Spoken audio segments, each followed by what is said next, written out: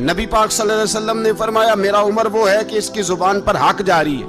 حضور علیہ السلام نے فرمایا 950 سال حضرت جبریل میرے عمر کی شان بیان کریں تو ان کی عظمت ختم نہیں ہوتی، اور فرمایا عمر ابو بکر کی نیکیوں میں سے ایک نیکی ہے۔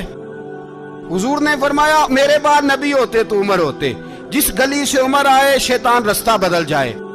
عمر کی زبان پر اللہ حق بیان کرتا ہے، جو عمر کہتا ہے وہی رب کر دیتا ہے۔ حضور ساری زندگی فضیلتیں بیان کرتے رہے، عمر جواب میں کیا کہتے ہیں؟